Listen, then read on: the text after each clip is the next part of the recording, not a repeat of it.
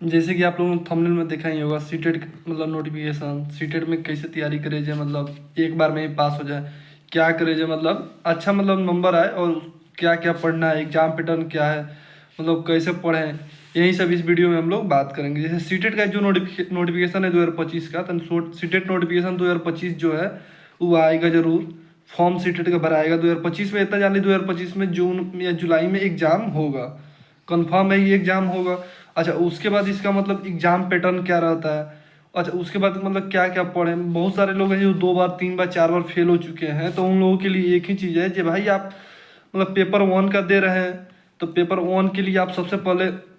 NCERT है जो, यानी तीसरा, यानी क्लास 3 से लेकर क्लास 5 तक का जो एनसीईआरटी है वो आराम से आप पढ़ें, उसका बुक आप लेकर पढ़ें। और उसी में देखिए, उसी में से मतलब सीटेड इन पता नहीं चलता है जो कौन सा लाइन उठा के कब पूछ दे,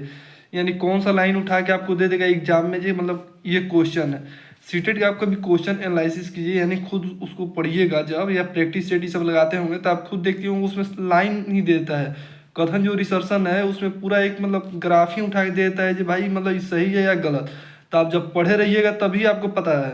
कि सही है या गलत। तो इसलिए आप मतलब जैसे पेपर 1 दे रहे हैं, तो पेपर 1 के लिए हम सबसे बेस्ट यही कहेंगे कि मतलब आप सबसे पहले क्लास 3 से लेकर 5 तक का ज़्यादा किताब नहीं है, 4 या 5 किताब होगा, आप उसको एनसीईआरटी है उसको आप अच्छे से पढ़ लीजिए। उसके बाद आप और पेपर 2 का दे रहे हैं, तो जैसे सीडीपी है, तो देखिए पेपर 1 और पेपर 2 में एक ही चीज़ मतलब थी है, जब सीडीपी इसमें भी है, सीडीपी उसमें भी है। पेपर 1 में जैसे है तो इसमें ईवीएस आ जा रहा है। अच्छा, उसमें जो है लैंग्वेज 1 लैंग्वेज 2 ये दोनों सेम है, यानी 3 पेपर सेम है, लैंग्वेज 1 लैंग्वेज 2 और सीडीपी। ये आपको पेपर 1 और पेपर 2 दोनों में पढ़ना है। तो जैसे पेपर 1 का जो तैयारी कर रहा है और वहीं सेम मतलब आदमी पेपर 2 का भी तैयारी कर रहा है, तो लैंग्वेज 1 और लैंग्वेज 2 ये दोनों आप पढ़ सकते हैं। अच्छा, सीडीपी आपको पढ़ना है। अच्छा, पेपर 1 में जैसे हो गया तो इसमें ईवीएस एक ऐड हो जा रहा है, मैथ हो जा रहा है। अच्छा, वहीं जब पेपर 2 में आप आइएगा, जैसे आप एसएसटी के टीचर बनने वाले हैं, तो आपको सोशल साइंस ही पढ़ना होगा। तो अगर आप एनसीईआरटी मानिए 2 बार या 3 बार या फर्स्ट बार में ही है, आपके पास अभी टाइम भी है, तो आप एक काम कीजिए, सबसे अच्छा मतलब आप 6 से लेके 8 तक के एनसीईआरटी ज़्यादा नहीं होगा,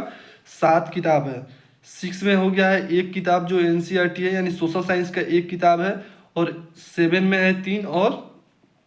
8 में भी है 3। तो ये दोनों का जो 3 3 मतलब किताब है, और एक इस मतलब 6 वाला 7 किताब है। आप सातों किताब को अच्छे से पढ़िए, उसके बाद ही आप मतलब इसमें बता पाइएगा जो मतलब कौन सा मतलब एथी है, कथन जिसे हम लोग सेट ही सब में बनाते हैं, यहाँ पे बनाते हैं, तो उससे पता आपको चल जाएगा कि भाई नहीं ये पढ़े हैं तभी आया है ये क्वेश्चन। तो वो आप बना लीजिए, सबसे पहले वो आप पढ़िए और उसको आप अच्छे से देखिए एनालिसिस, मतलब आप उसको अच्छे से एक बार एनसीईआरटी पढ़ लीजिए, उसके बाद आप सेट बनाने जाइए। आपको मतलब कम से कम कह रहे हैं जो 50% है एसएसटी का जो पर्सन, वो मतलब आपको कंप्लीट हो जाएगा, कम से कम आप उससे 50। उसके बाद पेडालॉजी है 20 नंबर के, यानी 40 नंबर तो मानिए ऐसे ही पूछेगा बुक से, 20 नंबर पेडा, जब सीडीपी आप पढ़ रहे हैं तो उससे भी पेडालॉजी उसमें भी होता है, तो उससे आप जब सीडीपी पढ़िएगा तो ये 20 नंबर क्लियर हो जाएगा। तो इसलिए आप मतलब इस तरह पढ़ सकते हैं। अच्छा, रही बात दूसरा जिससे मतलब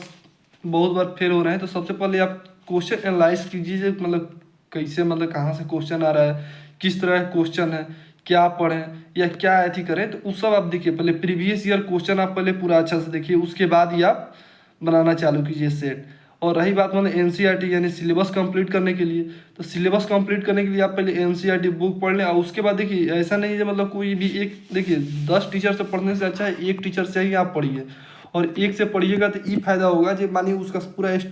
मतलब जो सीडीपी का ये सब चीज़ का, चाहे एसएसटी का कोई भी चीज़ का आप पढ़ रहे हैं, तो उससे आपको सब क्लियर होते चल जाएगा।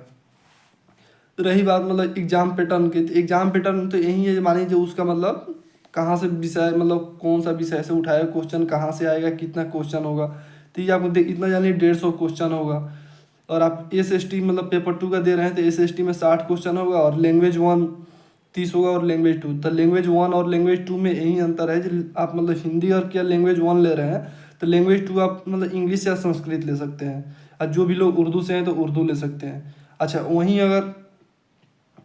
मतलब थी सीडीपी हो गया, मतलब एक सीडीपी हो गया, लैंग्वेज 1 लैंग्वेज 2 90 नंबर का ही हो गया, यानी 3 को तो 90 नंबर, 90 30 30 नंबर का है, और एक है 60 नंबर का जो एसएसटी है, तो उसमें एसएसटी में हिस्ट्री पॉलिटी ज्योग्राफी और पेडालॉजी यानी तीनों मिला के आता है 60 नंबर। तो इससे आपको पता चल जाएगा कि कितना नंबर का एग्जाम होने वाला है और कौन कौन सा